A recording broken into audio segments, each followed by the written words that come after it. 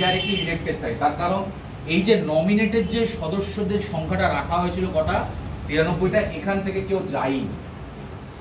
অর্থাৎ গণপরিষদ যখন গঠিত হয়েছিল এই 93 জন সদস্য যারা ছিল তারা কেউ এতে অংশগ্রহণ করে।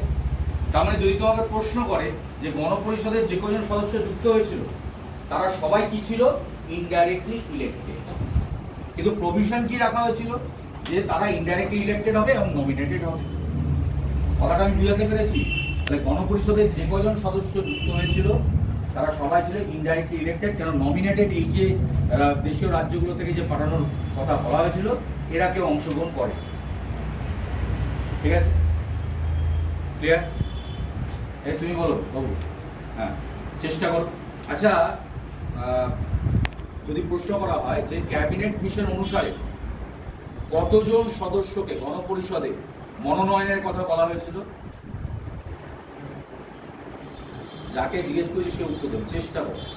গণপরিষদে ক্যাবিনেট মিশনের প্রপোজাল অনুসারে গণপরিষদে কতজন সদস্যকে মনোনয়নের মাধ্যমে পাঠানোর প্রস্তাব দেওয়া হয়েছে? কতজন মনোনয়ন মানে নমিনেটেড? 90। জোরে উত্তর দাও। সঠিক উত্তর যেন মানুষ ভুল কথা জোর গলায় বলে, আর তুমি সঠিক উত্তর এত আসতে বলছো, তাই তো?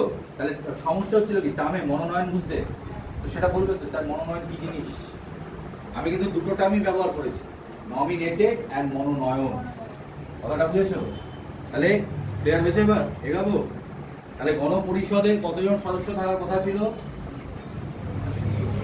89, তাই তো? তাহলে ছিল না, নমিনেটেড তো কেউ ছিল না। ক্লিয়ার? Very good. এইবার এই যে 292 জন যে সদস্য ছিল এইটার এই যে কোথা থেকে পিসি স্টেটে ভোটের মাধ্যমে আসার কথা ছিল, ইনডাইরেক্ট ভোটের মাধ্যমে।